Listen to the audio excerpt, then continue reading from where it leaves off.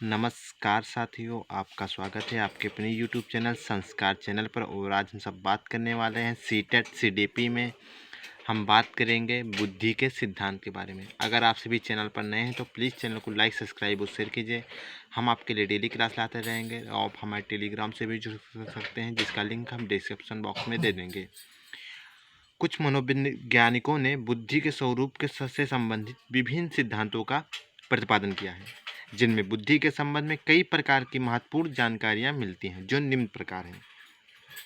एक कारक सिद्धांत का प्रतिपादन बीने ने किया और इस सिद्धांत के समर्थन कर इसको आगे बढ़ाने का श्रेय टर्मन, स्टर्न, एंगस्हास जैसे मनोवैज्ञानिकों को है।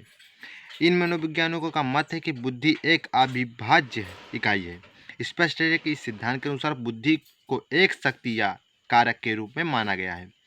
इन मनोवैज्ञानिकों के अनुसार बुद्धि एक मानसिक शक्ति है जो व्यक्ति के समस्त कार्यों को संचालन करती है तथा व्यक्ति के समस्त व्यवहारों को प्रभावित करती है। द्विकारक सिद्धांत, इस सिद्धांत के प्रतिपादक स्पीयरमैन हैं। इसके अनुसार बुद्धि में दो कारक हैं अथवा सभी प्रकार के मानसिक कार्यों में दो प्रकार की मानसिक योग्यताओं की आवश्यकता होती है।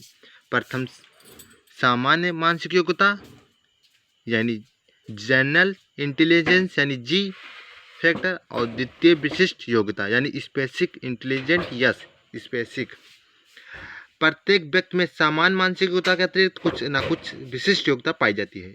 एक व्यक्ति जितने ही क्षेत्रों अथवा विषयों में कुशल होता है, उसमें उतनी ही विशिष्ट योग्यताएं पाई जाती हैं। यदि एक व्यक्ति एक से अधिक विशिष्ट योग्यताएं हैं तो इन विशिष्ट योग्यताओं में ही कोई विशेष संबंध नहीं पाया जाता। स्पीयरमैन का यह मत विचार है कि एक व्यक्ति में सामान्य योग्यता की मात्रा जितनी ही अधिक पाई जाती है, उतना ही उस अधिक बुद्धिमान होता है। बहुकारक सिद्धांत, इस सिद्धांत के मुख्य समर्थक थॉर्नडाइक है। इस सिद्धांत के अनुसार बुद्धि कई तत्वों के समूह का होती है और प्रत्येक तत्व में कोई सूक्ष्म योग्यता निहित होती है। अतः सामान्य बुद्धि नाम की कोई चीज नहीं होती, बल्कि बुद्धि कोई स्वतंत्र विशिष्ट योग्यताएं निहित रहती हैं जो विभिन्न कार्यों को संपादित करती है। थॉर्नडाइक ने तीन प्रकार की बुद्धि के बारे में बताया। ये बुद्धि है अमूर्त बुद्धि, सामाजिक बुद्धि, यांत्रिक बुद्धि। इसके अतिरिक्त थॉर्नडाइक ने बुद्धि के चार स्वतंत्र प्रतिमान दिए हैं। स्तर का शाब्दिक अर्थ होता है कि किसी विशेष कठिनाई स्तर का कितना कार्य किसी व्यक्ति के द्वारा किया जा सकता है। दूसरा है प्रास यानी सीमा। इसका अर्थ है कार्य की उस विशिष्टता से कोई उस विविधता से जो किसी स्तर पर कोई व्यक्ति समस्या का समाधान कर सकता है।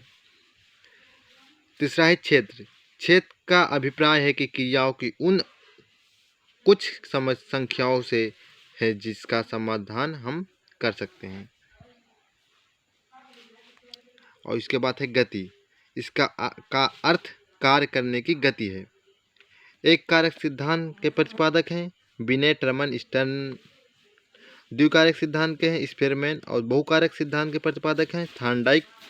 प्रतिदर्श सिद्धांत के प्रतिपादक है थॉमसन। समूह कारक सिद्धांत के प्रतिपादक है थर्स्टन। पदानुक्रमिक सिद्धांत यानी त्रिआयामी के प्रतिपादक हैं जेपी गिलफोर्ड। तरल ठोस बुद्धि सिद्धांत के प्रतिपादक है आरबी केटेल। बहुबुद्धि सिद्धांत के प्रतिपादक हैं हार्बर्ट गार्डनर। प्रतिदर्श सिद्धांत, इस सिद्धांत का प्रतिपादक थॉर्नडाइक ने किया तथा उसने अपने इस सिद्धांत का प्रतिपादन स्पीयरमैन के द्विकारक सिद्धांत के विरोध में किया था। थॉर्नडाइक ने इस बात का तर्क दिया कि व्यक्ति के बौद्धिक व्यवहार अनेक स्वतंत्र योग्यताओं पर निर्भर करता है, किंतु इस स्वतंत्र योग्यताओं का क्षेत्र सीमित होता है। प्रतिदोष सिद्धांत यानी सैंपल थ्योरी के अनुसार किसी बुद्धि कई स्वतंत्र तत्वों में से बनी है। कोई विशिष्ट परीक्षण या विद्यालय संबंधी क्रिया में इनसे कुछ तत्व स्पष्ट रूप से दिखाई देने लगते हैं और यह भी हो सकता है कि कि दो या अधिक परीक्षाओं में एक ही प्रकार के तत्व दिखाई दें, तब उनमें से एक सामान्य तत्व की विद्यमान मानी जाती है। यह भी संभव है कि अन्य परीक्षाओं में विभिन्न तत्व दिखाई दें, तब उनमें कोई भी तत्व सामान्य नहीं होगा और प्रत्येक तत्व अपने आप में विशिष्ट होता है। समूह तत्व सिद्धांत।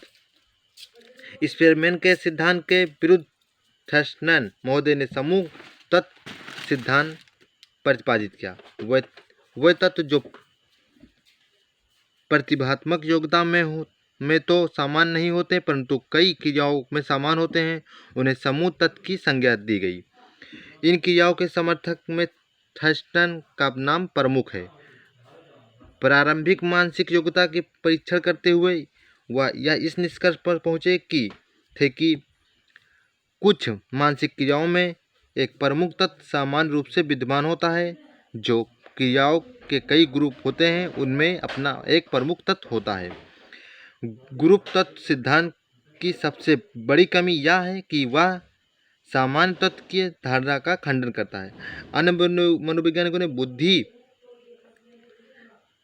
भी बुद्धि परीक्षण से संबंधित सिद्धांत दिए जो निम्नलिखित है। इसके बाद है गिलफोर्ड का सिद्धांत, और फिर इसके बाद हम बात करेंगे हार्वर्ड गार्डनर का बहुबुद्धि सिद्धांत, और फिर है फ्लूइड या क्रिस्टलाइट का सिद्धांत। इसके बाद है फिर रॉबर्ट स्टर्नबर्ग का त्रिपाचीय सिद्धांत। अगर आप सभी को चैनल अच्छा लगे तो प्लीज़ लाइक, सब्सक्राइब और शेयर कीजिए। Thanks for watching.